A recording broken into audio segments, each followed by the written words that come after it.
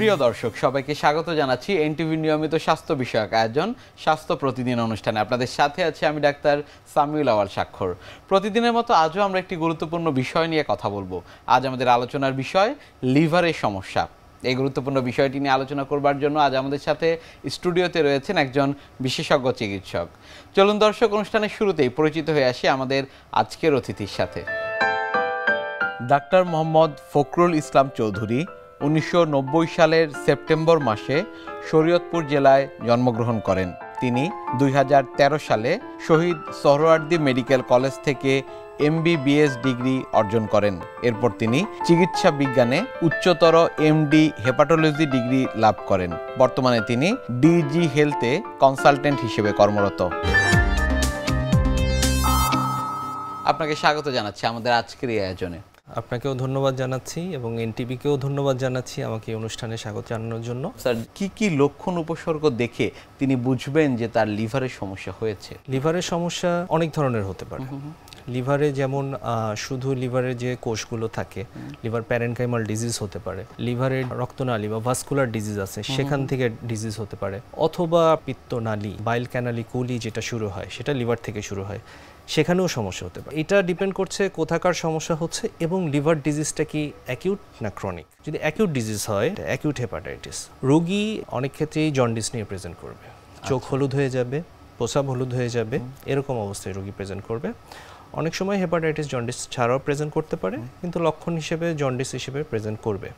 Hepatitis যেগুলো সরাসরি লিভারকে effect করে হচ্ছে, শুধুমাত্র লিভার টার্গেট করে যে ভাইরাসগুলো হয়, যেমন হেপাটাইটিস A ভাইরাস বা E ভাইরাস যেটা অ্যাকিউট করে, এই ভাইরাসগুলো যখন আক্রমণ করবে লিভারকে, তখন যখন জন্ডিস হবে, জন্ডিস হওয়ার আগ দিয়ে দেখা যাবে যে রোগীর বমি হতে পারে, রোগীর ক্ষুধামন্দা হতে পারে, গা ব্যথা হতে পারে, রোগীর জ্বর আসতে পারে বা জ্বর জ্বর ভাব হতে পারে। এর কয়েকদিন পরে দেখা যাবে রোগীর জন্ডিস হয়েছে, এরকম। এটাকে আমরা বলতেছি অ্যাকিউট হেপাটাইটিস, যেটা A ভাইরাস দিয়ে হয়, E ভাইরাস দিয়ে হয়, B ভাইরাস দিয়েও অ্যাকিউট হেপাটাইটিস হতে পারে। সেক্ষেত্রে এই লক্ষণগুলো প্রকাশ পাবে। এখন ক্রনিক ডিজিজ যেমন B ভাইরাস দিয়ে যদি ক্রনিসিটি হয়, সেক্ষেত্রে একটা লম্বা সময় পর্যন্ত রোগীর কোনো উপসর্গ নাও থাকতে পারে। এটাই হচ্ছে সবচেয়ে ভয়ের কারণ। অথবা এরকম অ্যাকিউট হেপাটাইটিস হয়েছিল, এই উপসর্গগুলো অনেক আগে একবার জন্ডিস হয়েছিল, বা রোগী রক্ত নিতে গিয়েছিল তখন তার শরীরে B ভাইরাস ঢুকে গিয়েছিল, অথবা রোগীর কোনো এমনভাবে প্রিক খেয়েছে যে জন্য B ভাইরাস ঢুকে গিয়েছে। সে B ভাইরাসে প্রথমে হয়তো কিছুটা সিমটম ছিল বা ছিল না, একটা লম্বা সময় পরে লিভারের প্রদাহ হতে হতে হতে হয়তো বা কোনো তার উপসর্গই থাকবে না। এরপরে দেখা যাবে যে কয়েক বছর পরে লিভার সিরোসিস নিয়ে উপস্থিত হতে পারে আমাদের কাছে। একই ধরনের ঘটনা ঘটতে পারে ফ্যাটি লিভারের ক্ষেত্রেও। ফ্যাটি লিভারের ক্ষেত্রেও বিশেষ করে যাদের ডায়াবেটিস আছে। এইখানে একটা কথা আমি বলে দিই, সেটা হচ্ছে যে ফ্যাটি লিভার কিন্তু বাংলাদেশে অ্যালার্মিংভাবে বাড়ছে।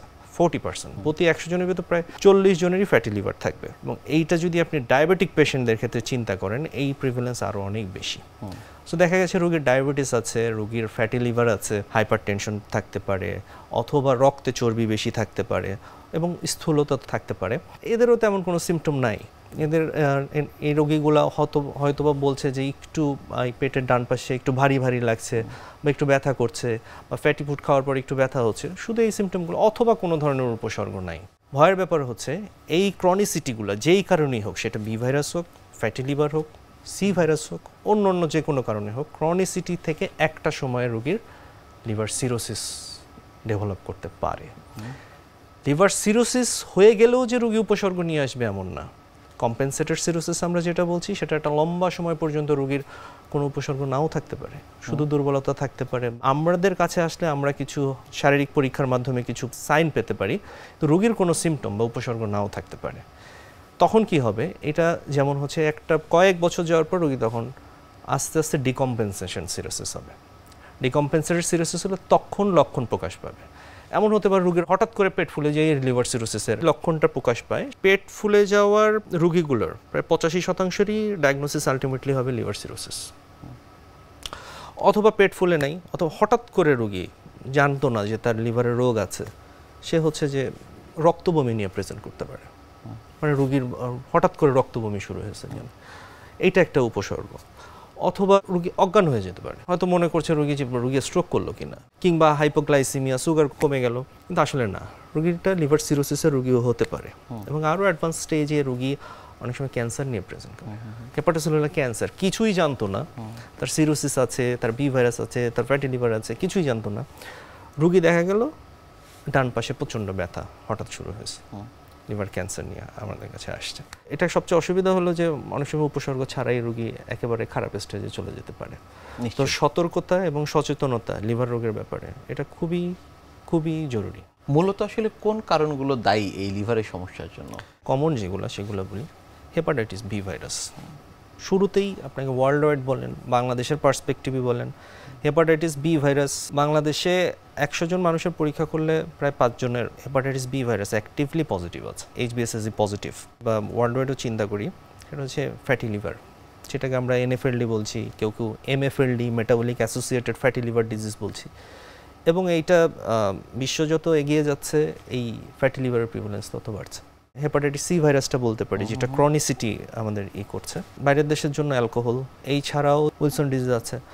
অটোইমিউন হেপাটাইটিস, এটাও ওই যে একই রকম লক্ষণ থাকতে পারে, নাও থাকতে পারে, অ্যাডভান্স স্টেজেও প্রেজেন্ট করতে পারে বিভিন্নভাবে। অটোইমিউন হেমোক্রোমাটোসিস, এই রোগীগুলো আমাদের আসতে পারে। এমনকি সিলিয়াক ডিজিজ বা সিস্টিক ফাইব্রোসিস, এরকম রেয়ার কিছু ইয়াতেও আসতে পারে। এই ছাড়া যেই লিভারের যে পিত্তনালীর যে শুরুর অংশটা, তো ওইখানের শুরুর অংশ দিয়ে ইয়া করলে আমরা দুইটা রোগ এখানে বলি। একটা বলি PBC, প্রাইমারি বিলিয়ারি কোলাঞ্জাইটিস, আর একটা PSC। এই দুইটা রোগের জন্য আমাদের ইয়া হতে পারে। আরেকটা জিনিস আমরা, সেটা হচ্ছে ভাস্কুলার ডিজিজগুলো, যে কোনো কারণে যদি আমার লিভার থেকে রক্ত, যেটা আমরা জানি ইনফেরিয়র ভেনা কাভার মাধ্যমে পরে হার্টে যাবে, হেপাটিক ভেইন যদি ব্লক হয়ে যায়, লিভার থেকে রক্তটা বের হতে পারছে না, সেই রক্তটা আমরা বলছি, সেটাকে বলছি বাটকিয়ারি সিনড্রোম। সো বাটকিয়ারি সিনড্রোমের রোগীও আছে, এবং এই বাটকিয়ারি সিনড্রোমের সাথে অ্যাসোসিয়েটেড অনেক কিছু থাকতে পারে। এক্ষেত্রেও রোগী আস্তে আস্তে সময় ধরে এই ব্লাডটা লিভারের ভিতরে কনজেশন হতে থাকে, এটাও একটা সময় লিভার রোগীর খারাপ হয়ে যেতে পারে। বিভিন্ন কারণে এরকম লিভার খারাপ হয়ে যেতে, এগুলো আমি ক্রনিসিটির মানে ক্রনিক সিটি বললাম। অ্যাকিউটের ক্ষেত্রে A বা E ভাইরাস দিয়ে আক্রান্ত হলে জন্ডিস যখন প্রেজেন্ট করে 4 থেকে 6 সপ্তাহের মাধ্যমে সাধারণত রোগী সুস্থতার দিকে যায়, জন্ডিসটা কমে যায়। তবে E ভাইরাসের ক্ষেত্রে বিশেষ করে গর্ভবতী যারা প্রেগন্যান্ট আছেন তাদের বেশিরভাগ সতর্ক থাকতে হবে, কারণ গর্ভাবস্থায় E ভাইরাসের মর্টালিটি বা মৃত্যুহার অনেক বেড়ে যায়। লিভারের সমস্যাগুলো নিয়ে লক্ষণ উপসর্গ নিয়ে চিকিৎসকের শরণাপন্ন হলো, পরবর্তীতে আসলে কিভাবে নিশ্চিত করবেন যে কোন সমস্যায় তিনি ভুগছেন? আমাদের কাছে আসার পর আমরা প্রথমেই রোগীর সম্পূর্ণ হিস্ট্রিটা নিব, এবং রোগীর কাছ থেকে, এবং রোগীকে আমরা একটা আমরা যেটা বলি যে ফিজিক্যাল এক্সামিনেশন, সেটা করতে হবে। সেখান থেকে আমরা অনেক ক্লু পেতে পারি, সেই ক্লু আমরা চিন্তা করব সেই অনুযায়ী। এবং লিভারের এরপরে আমরা ইনভেস্টিগেশন যদি আমরা চিন্তা করি, CBC একটা আপনাকে ক্লু দেবে, কমপ্লিট ব্লাড কাউন্ট। সেক্ষেত্রে যারা যেমন সিরোসিসের রোগীদের হিমোগ্লোবিন কমে যায়, প্লেটলেট কমে যায়। আবার এটা যখন দেখা যাবে যে সিরোসিসের রোগী ক্যান্সারের দিকে চলে যাচ্ছেন, তখন আবার প্লেটলেটটা বেড়ে যায়। এরকম এই ক্লুগুলো চিকিৎসকরা দেখতে পাবেন। এবং আমরা লিভার ফাংশন টেস্ট বলি আমরা, যেমন লিভারের এনজাইমগুলো জানেন, যেমন SGPT, SGOT, এইগুলো আমরা করি। ফ্যাটি লিভারের ক্ষেত্রে আমরা এই CBC, SGPT, SGOT, এইজ, এগুলো দিয়ে, যেমন হচ্ছে APRI-54 দিয়ে আমরা চিন্তা করতে পারি যে আসলে তার লিভারের ডিজিজটা কতটুকু বেশি। যদি হেপাটাইটিস হয়, এবং হচ্ছে যেমন বিলিরুবিন আমরা টেস্ট করব, প্রথম টাইম উইথ INR, এটা আমরা দেখব যে রোগীর রক্ততঞ্চনটা স্বাভাবিকভাবে হবে কিনা। এটা বেড়ে গেলে রোগীর স্পন্টেনিয়াস ব্লিডিং, মানে রক্তপাতের সম্ভাবনা বেড়ে যাবে। অ্যালকালাইন ফসফেটেস আমরা একটা টেস্ট করি। এবং লিভারের রোগীগুলোর আমরা একটা অ্যাকিউট হেপাটাইটিস হোক, ক্রনিক হেপাটাইটিস হোক, সিরোসিস হোক, প্রত্যেকটা ক্ষেত্রে ultrasonogram of the liver and hepatobiliary system important. যদি দেখা যায় যে রোগটা লিভারের রোগ, এবং সেক্ষেত্রে একটা ক্লু পাওয়ার পরে যদি ফ্যাটি লিভার হয়, আমি যেটা বললাম, যদি আমাদের কাছে মনে হয় যে ফ্যাটি লিভারটা প্রোগ্রেসিভ, তাহলে আমরা একটা ফাইব্রো স্ক্যান করি। ফাইব্রো স্ক্যানে আমরা দুটো জিনিস আসলে টার্গেট করি বোঝার জন্য, তার আসলে লিভারে ফ্যাটের কন্টেন্টটা কীরকম এবং কত পরিমাণ আছে সেটা আমরা দেখি, সেটা একটা গ্রেড করি আমরা, সেটা বেশি। এবং এই ফ্যাটটা থাকার ফলে যদি প্রদাহ হয়ে থাকে, আস্তে আস্তে লিভারটা শক্ত হয়ে গিয়েছে কিনা, আমরা বলি ফাইব্রোসিস, যেটা সেইটার একটা অ্যাসেসমেন্ট করি। তারপর আমরা গ্রেডিং করি যে ফ্যাট কতটুকু ফাইব্রোসিস, এটা আমি ফ্যাটি লিভারের ক্ষেত্রে বললাম। এবং এটা খুব গুরুত্বপূর্ণ ফ্যাটি লিভারের ক্ষেত্রে, কারণ এইটার উপর ভিত্তি করে রুগী কি শুধু আমার ফার্মাকোলজিক্যাল ট্রিটমেন্ট লাগবে কি লাগবে না, শুধু লাইফস্টাইল মডিফিকেশনে এবং শুধু আদার ডিজিজ কন্ট্রোলে রোগী কন্ট্রোলে চলে আসবে কিনা ফ্যাটি লিভারটা, অথবা আমাকে ফার্মাকোলজিক্যাল ইন্টারভেনশনে যেতে হবে কিনা, এই জিনিসগুলো ইম্পর্টেন্ট। তারপর হচ্ছে যে আমরা এরকম বি ভাইরাস, সি ভাইরাস এরকম যদি অ্যাকিউট হয়, আমরা কিছু লাইনে যদি বিলিরুবিন বাড়ে, জন্ডিস হয়, আমরা কিছু ইনভেস্টিগেশন দিই। যদি এসজিপিটি বাড়ে আমরা এবং ক্রনিসিটি চিন্তা করি, সেই ক্ষেত্রে আমরা বি ভাইরাস, সি ভাইরাস এগুলোও করি। এবং অটোইমিউন হেপাটাইটিস আমরা এক্সক্লুড করি, উইলসন ডিজিজ এক্সক্লুড করি। এবং এরপরে যদি আমার মনে হয় যেটা হচ্ছে কোনো অবস্ট্রাকটিভ প্যাটার্নে আমার হেপাটাইটিসটা হচ্ছে, সেক্ষেত্রে আমরা ওই লাইনে আগাই। এবং সেই ক্ষেত্রে কখনো কখনো আল্ট্রাসোনোগ্রাফিতে দেখে যদি আমাদের মনে হয় আমরা এমআরসিপি, ম্যাগনেটিক রেজোনেন্স কোলাঞ্জিওপ্যানক্রিয়াটোগ্রাফি সেটা করতে পারি। কারণ এখানে অনেক সময় এই পিত্তনালীতে দেখা গেল কোনো একটা স্টোন আটকে আছে, অথবা কোনো টিউমার বা কোনো বিনাইন কন্ডিশনে, সেই জন্য আমার বিলিরুবিনটা পাস করতে পারছে না, সেক্ষেত্রে রোগীর ভোগান্তি হতে পারে। লিভারের এই সমস্যাগুলো নিয়ে আমরা আরও কথা বলবো, তবে তার আগে আমাদের এই অনুষ্ঠানে একটি নিয়মিত সেগমেন্ট হচ্ছে বিভিন্ন খাদ্যের পুষ্টি গুণাগুণ সম্পর্কে আমাদের দর্শককে জানিয়ে দেয়া। প্রিয় দর্শক, দেখছেন স্বাস্থ্য প্রতিদিন। কথা হচ্ছিল খুব গুরুত্বপূর্ণ একটি বিষয়, লিভারের সমস্যা নিয়ে। অনুষ্ঠানের পর্যায়ে দেখে নেব বিভিন্ন খাদ্যের পুষ্টি গুণাগুণ সম্পর্কে আমাদের পুষ্টিবিদের কাছ থেকে। লিভার মানবদেহের সর্ববৃহৎ গ্রন্থি। দেহ প্রক্রিয়ায় যতগুলি কাজ হয় তার সব কিছুর সাথেই লিভার জড়িত। তাই সুস্থ থাকার জন্য আমাদের লিভারের যত্নের প্রয়োজন। গুড নিউট্রিশন আমাদের লিভারকে সঠিকভাবে কাজ করতে সহায়তা করে। লিভারের কোনো রোগ থাকলে বা কোনো সমস্যা থাকলে আমাদের দেহে শক্তি যোগানোর জন্য সঠিক পরিমাণে পুষ্টিকর খাদ্য গ্রহণ এবং ওজন নিয়ন্ত্রণ করা জরুরি। লিভারের বিভিন্ন ধরনের রোগের মধ্যে hepatitis, liver cirrhosis, fatty liver ইত্যাদি উল্লেখযোগ্য। লিভারের রোগগুলির মধ্যে যে সকল কারণ দায়ী করা হয় তার মধ্যে উল্লেখযোগ্য হচ্ছে দেরিতে ঘুমাতে যাওয়া, ঘুম থেকে দেরিতে ওঠা, সকালবেলা ইউরিন পাস না করা, ব্রেকফাস্ট না করা, অতিরিক্ত ভাজা পোড়া চর্বি জাতীয় খাবার গ্রহণ, অ্যালকোহল জাতীয় খাবার গ্রহণ ইত্যাদি উল্লেখযোগ্য। তাই খাদ্য নির্বাচনের ক্ষেত্রে আমাদেরকে বিশেষভাবে সতর্কতা অবলম্বন করতে হবে, যাতে এমন কোনো খাবার আমরা নির্বাচন না করি যা লিভারের উপরে অতিরিক্ত চাপ পড়ে।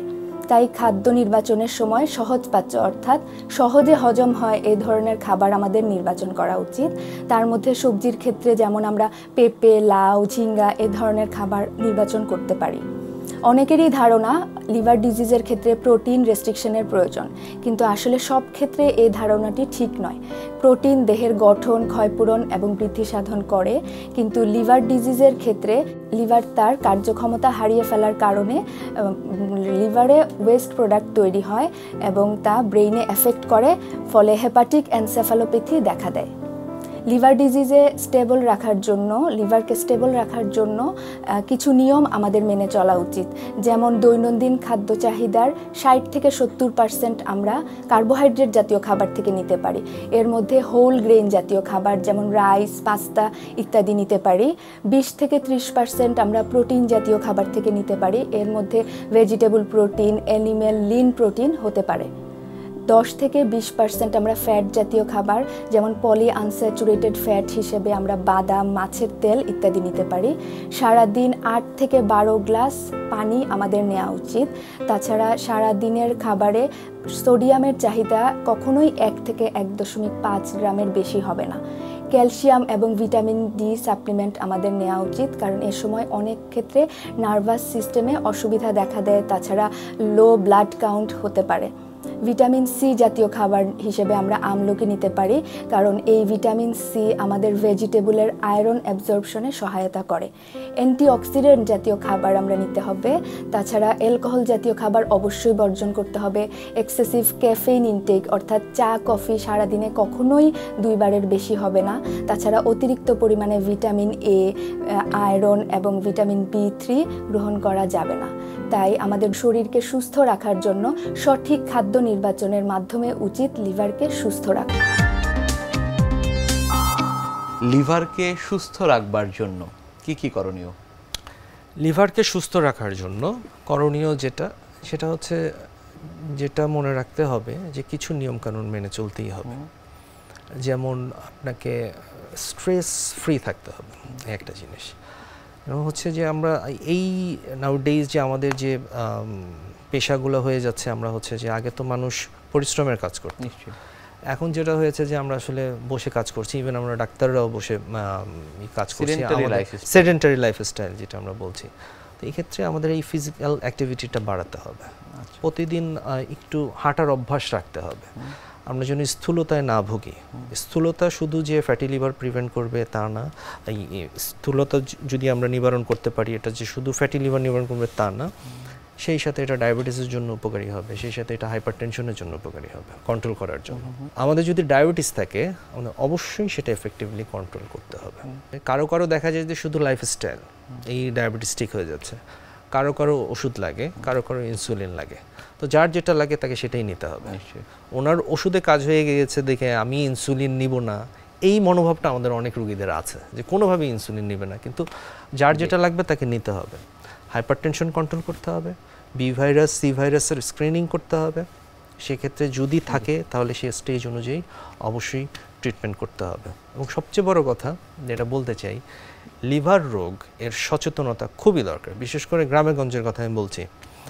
সেটা হচ্ছে যে যেমন ধরেন জন্ডিস হলো, কবিরাজের কাছে চলে গেল, ওঝা দিয়ে জারাচ্ছে, এবং সেই ক্ষেত্রে রোগী যদি আগে থেকে লিভারের কোনো কন্ডিশন থেকে থাকে, সেটাই আমরা বলি অ্যাকিউট ক্রনিক লিভার ফেইলিয়ার, সেই ক্ষেত্রে রোগী বাঁচানো মুশকিল হয়ে যায়।